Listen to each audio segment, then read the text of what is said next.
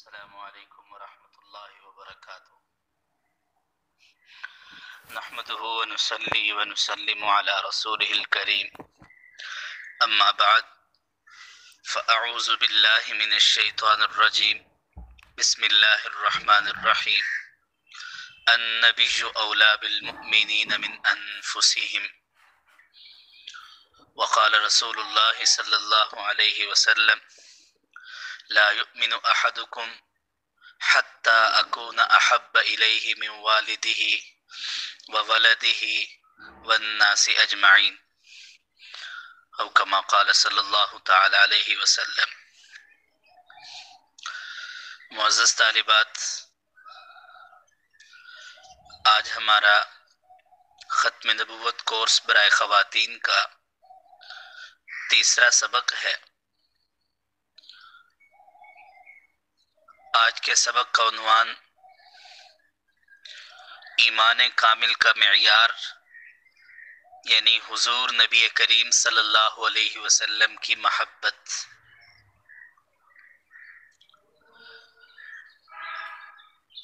معزز خواتین، کل گروپ کے اندر ایک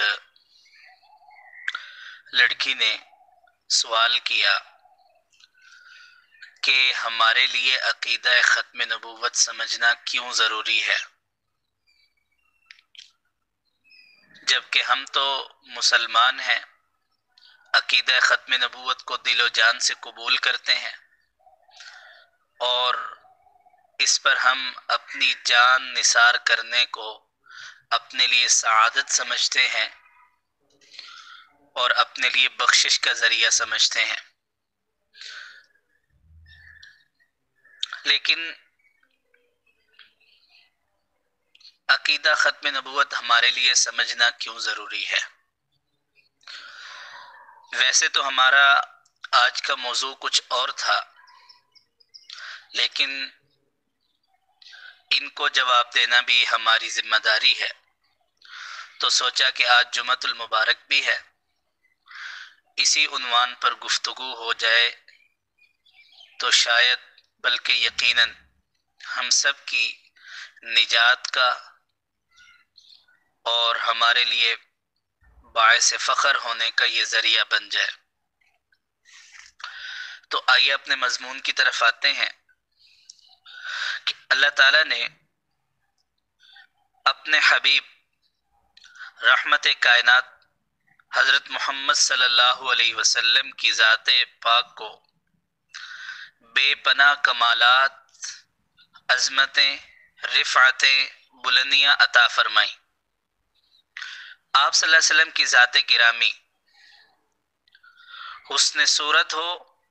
یعنی خوبصورتی ہو، اور جمال سیرت ہو یعنی ایک اچھے انسان کی اچھی سیرت، نرم اخلاق کے لحاظ سے اس قدر مکمل اور جامع ہیں کہ ازل سے ابد تک کے تمام جتنے بھی شخصی یا تہذیبی یا تمدنی محاسن ایک جگہ جمع کر لیے جائیں تو پھر بھی وہ حبیب کبریا صلی اللہ علیہ وسلم کی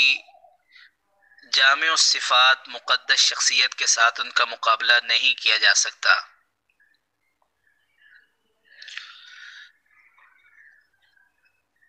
پھر محبوب جس قدر باکمال اور بے مثال ہوتا ہے، اس کے چاہنے والوں کے دلوں میں محبت کا جذبہ بھی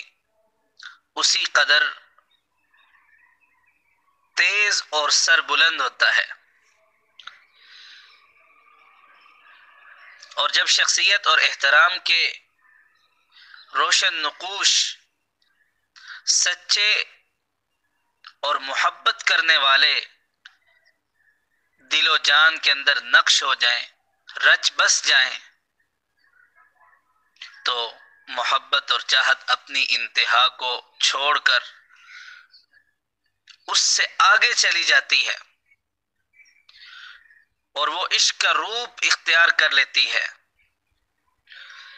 جس کی بدولت محبوب کی ذات، کمالات، عزت، ناموس، مقام، مرتبہ پر کٹ مرنا ایک فطری تقاضا سمجھا جاتا ہے۔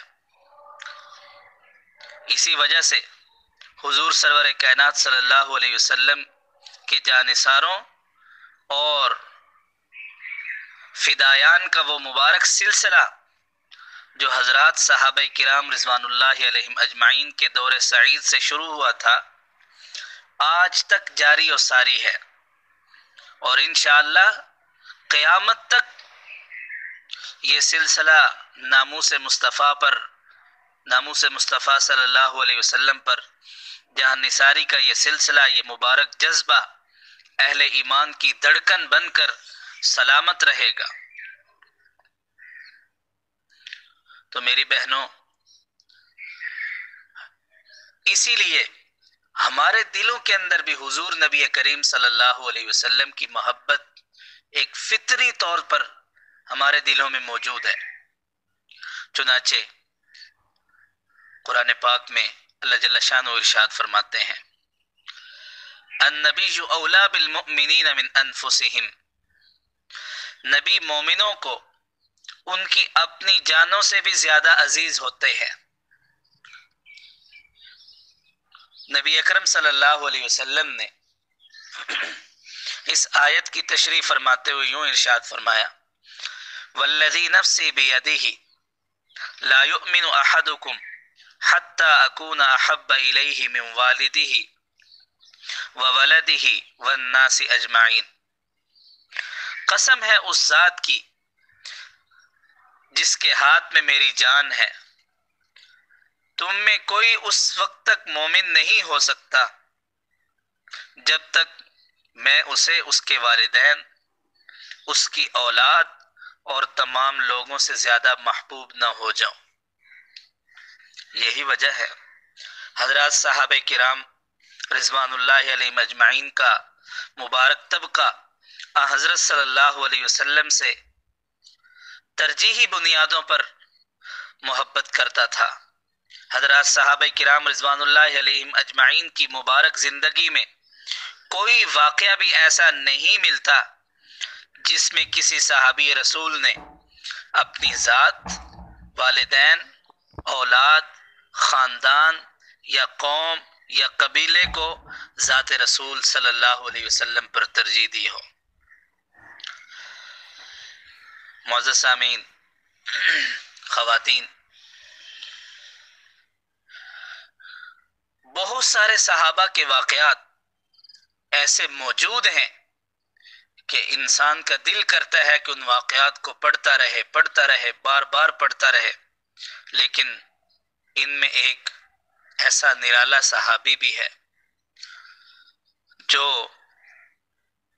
حضور نبی کریم صلی اللہ علیہ وسلم کے لیے اپنی جان نثار کرتے تھے۔ میری مراد حضرت صدیق اکبر رضی اللہ تعالیٰ عنہ کا نام ہے۔ ویسے تو سبھی صحابہ رضوان اللہ علیہ مجمعین محبوب کبریا صلی اللہ علیہ وسلم کے شہدائی تھے، لیکن صدیق اکبر رضی اللہ تعالیٰ عنہ کا عشق و وفا بے مثال تھا۔ آپ حق و صداقت اور عشق و وفا کے پیکر جمیل تھے۔ بے شک آپ کا دل ہر آن ہر گھڑی تجلیات نبوت کا جلوہ گر اور جلوہ گاہ بنا رہتا تھا، اور اسلام اور پیغمبر اسلام صلی اللہ علیہ وسلم کے ساتھ جو وفا آپ نے کی کسی اور کے حصے میں نہ آئی۔ چنانچہ ابتدائے اسلام میں جب حرم کعبہ میں بیت اللہ شریف میں مشرکین نے غضبناک ہو کر غصے کی حالت میں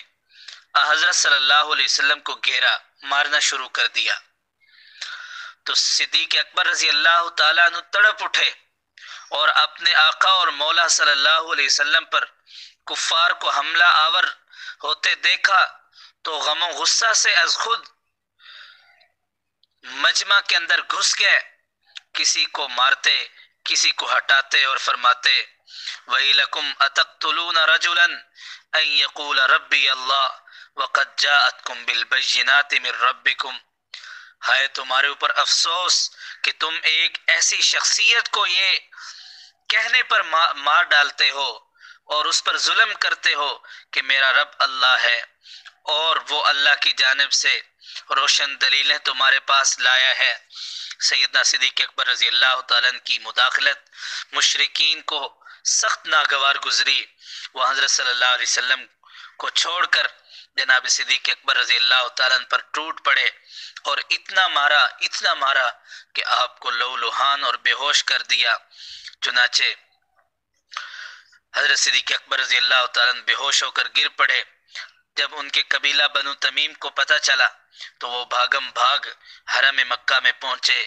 مشرکین کے پنجہ ستم سے حضرت صدیق اکبر کو چھڑا کر گھر لے گئے۔ ام المؤمنین سیدہ کائنات صدیقہ کائنات حضرت عائشہ صدیقہ رضی اللہ تعالیٰ عنہ فرماتی ہیں کہ اس ثانیہ کے بعد والد محترم کا حال یہ تھا کہ سر پر جس جگہ ہاتھ لگتا ہے وہیں سے بال جھڑ جاتے ہیں، شام تک بے ہوش رہے۔ اہل قبیلہ حالت دیکھ کر سمجھے کہ شاید صدیق اکبر رضی اللہ تعالیٰ زندہ بچیں یا نہ بچیں، لیکن شام کو آوازیں دینے پر وہ ہوش و حواس میں آئے، اور ہوش و حواس میں آتے ہی سب سے پہلے پوچھا کہ حضور اقدس صلی اللہ علیہ وسلم کا کیا حال ہے۔ قبیلہ کے لوگوں نے ملامت کی کہ جن کی بدولت تمہارے اوپر مصیبت آئی، جن کی وجہ سے لوگوں نے آپ کو مارا، جن کی وجہ سے آپ کے اوپر ظلم و ستم ہو رہے ہیں، جن کی وجہ سے آپ کو لوگ برا سمجھتے ہیں، آپ پھر انہی کی بات کر رہے ہیں۔ چنانچہ حضرت ابوبکر رضی اللہ تعالیٰ بددلی سے اٹھ کر چلے گئے۔ آپ کی والدہ ام خیر نے کھانا پیش کیا تو آپ نے فرمایا یا امی واللہ لا اشربن ولا اذوقن شیئا حتی لو انظر الى وجہ رسول اللہ صلی اللہ علیہ وسلم، میری ماں خدا کی قسم میں کچھ نہیں کھاؤں گا اور نہ ہی پیوں گا جب تک کہ میں حضرت صلی اللہ علیہ وسلم کے چہرہ انور کا دیدار نہ کر لوں۔ والدہ کہتی ہیں کہ بیٹے مجھے کچھ خبر نہیں کہ تیرے محبوب کس حال میں ہیں۔ آپ نے انہیں ام جمیل حضرت عمر رضی اللہ تعالیٰ کی بہن کے پاس بھیج دیا۔ جب ام جمیل نے حاضر ہو کر حضرت صدیق اکبر رضی اللہ تعالیٰ کی حالت کو دیکھا تو بے تحاشا رو پڑی اور بد کرداروں نے کیا حال کر دیا، اور دعا کی کہ اللہ تعالیٰ انہیں اپنے کیے پر سزا دیں، اور صدیق اکبر رضی اللہ تعالیٰ کو تسلی دی کہ حضرت صلی اللہ علیہ وسلم دار ارقم میں عافیت کے ساتھ حفاظت کے ساتھ وہاں موجود ہیں۔ آدھی رات کو حضرت صدیق اکبر رضی اللہ تعالیٰ کو چین نہ آیا، زخموں سے چور، کمزور اور نقاہت کے باوجود گرتے پڑتے سہارا لیتے ہوئے حضرت صلی اللہ علیہ وسلم کی خدمت میں حاضر ہو گئے۔ چہرہ انور پر نگاہ پڑتے ہی فرحت اور جذبات میں حضرت صلی اللہ علیہ وسلم سے لپٹ کر رو پڑے۔ کریم آقا صلی اللہ علیہ وسلم بھی محب صادق کو، عاشق صادق کو اور ان کی حالت زار کو دیکھ کر بے ساختہ رو پڑے۔ تو میری بہنوں، عیش و عشرت، نشاط و فرحت اور سلامتی و عافیت کے وقت میں دعوی محبت آسان ہے، لیکن اصل عشق و وفا یہی ہے جس کا اظہار سیدنا صدیق اکبر رضی اللہ تعالیٰ عنہ نے کر دکھلایا۔ یہیں پر بس نہیں، سیدنا صدیق اکبر رضی اللہ تعالیٰ عنہ کی زندگی عشق و وفا سے اور جانثاری پر مشتمل ہے۔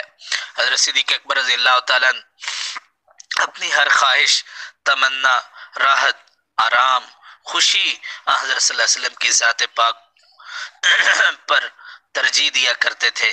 یعنی آپ صلی اللہ علیہ وسلم کی ذات پاک کو ہر چیز پر ترجیح دیا کرتے تھے۔ چنانچہ جب آپ کے والد حضرت ابو قحافہ رضی اللہ تعالیٰ عنہ اسلام لائے تو ان کے اسلام لانے کی خوشی رسالت مآب صلی اللہ علیہ وسلم کے چہرے انور پر عیاں تھی، واضح تھی، لیکن قربان جائیں سیدنا صدیق اکبر رضی اللہ تعالیٰ کی محبت پر آپ اپنے آقا و مولا صلی اللہ علیہ وسلم کی خدمت میں حاضر ہوئے اور یوں عرض کیا، یا رسول اللہ، قسم ہے اس ذات کی جس نے آپ صلی اللہ علیہ وسلم کو دین حق کے ساتھ مبعوث فرمایا ہے، کہ میرے باپ کے اسلام لانے کی نسبت آپ صلی اللہ علیہ وسلم کے چچا ابو طالب کا اسلام لانا میری آنکھوں کو زیادہ ٹھنڈا کر دینے والا تھا۔ تو یہ تھی عشق و محبت،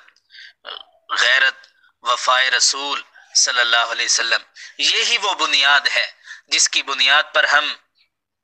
آپ صلی اللہ علیہ وسلم سے محبت کرتے ہیں۔ تو عقیدہ ختم نبوت یہ بھی آپ صلی اللہ علیہ وسلم کی عزت اور ناموس کی بات ہے، آپ کی ذات کی بات ہے۔ اس لیے ایک مسلمان یہ ضروری سمجھتا ہے کہ میں اپنے محبوب کے ساتھ محبت کے کون کون سے طریقے اپناؤں کہ میرا محبوب بھی مجھ سے محبت کرنے لگ جائے اور میں اپنے محبوب کے قریب ترین ہو جاؤں۔ تو میری بہنوں، عقیدہ ختم نبوت کو سمجھنا ایک تو اس وجہ سے ضروری ہے کہ یہ ہمارے ایمان کا تقاضا ہے، ہماری محبت کا تقاضا ہے اور ہماری غیرت کا تقاضا ہے۔ اور دوسری وجہ یہ ہو سکتی ہے کہ منکرین ختم نبوت قادیانی ہوں یا اور بھی کسی طبقہ سے تعلق رکھنے والے، جو بھی ختم نبوت کے منکر ہیں، ان کا دائرہ کار اس وقت پوری دنیا میں پھیلا ہوا ہے